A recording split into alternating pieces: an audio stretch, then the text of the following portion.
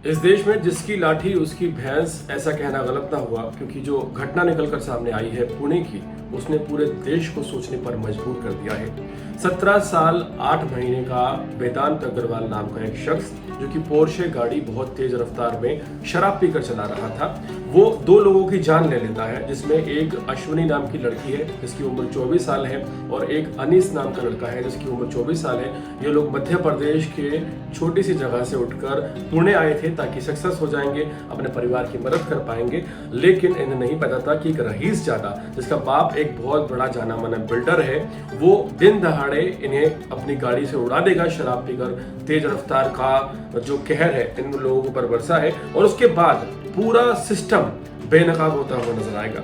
आप सुनकर हैरान रह जाएंगे कि जज साहब ने क्या सजा सुनाई है वेदांत अग्रवाल को, जिसने 2 लोगों की जान ले ली, 2 परिवारों को उजाड़ दिया। उस लड़के को सजा के तौर पर एक निबंध लिखने को कहा गया, क्योंकि वो जुवेनाइल है, नाबालिग है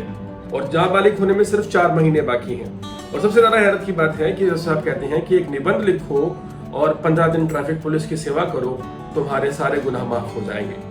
और सबसे ज्यादा हैरत की बात यह है कि पुलिस जो इन्वेस्टिगेशन कर रही है, उस पुलिस ने अपनी इन्वेस्टिगेशन में कह दिया कि लड़के ने शराब नहीं पी हुई थी, लेकिन जब सीसीटीवी फुटेज सामने आया तो सोशल मीडिया पर पूरा मामला वायरल हो गया है और अब जो सरकार है उस पर भी सवाल उठने शुरू हो गए हैं कि आखिर जो कमिश्नर ऑफ पुलिस हैं वो किस तरह से काम करते हैं। और अगर ये इतना बड़ा मामला था, 2 लोगों की जान गई थी,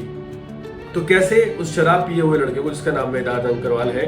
बिना शराब पिए बता दिया गया। पूरे देश में ये मामला चर्चाओं पर है और सबसे ज्यादा हैरान करने वाली इस पूरे मामले में यही बात है कि एक 24 साल की जवान लड़की मारी जाती है, एक जवान लड़का अनीस मारा जाता है 24 साल का, और ना किसी जज को कोई फर्क पड़ता है, ना पुलिस कर्मियों को फर्क पड़ता है, ना आला अधिकारियों को फर्क पड़ता है, ना हमारी सरकार को फर्क पड़ता है। किसी की जान जाने से किसी को कोई फर्क नहीं पड़ता। फर्क सिर्फ इस बात से पड़ता है कि जो बिल्डर का लड़का है, जो कि एक रईस बिल्डर है, जो कि पोर्शे गाड़ी शराब पीकर चला रहा था,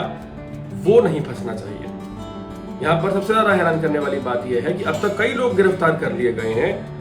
जिनमें वो पब के मालिक भी हैं जो जुवेनाइल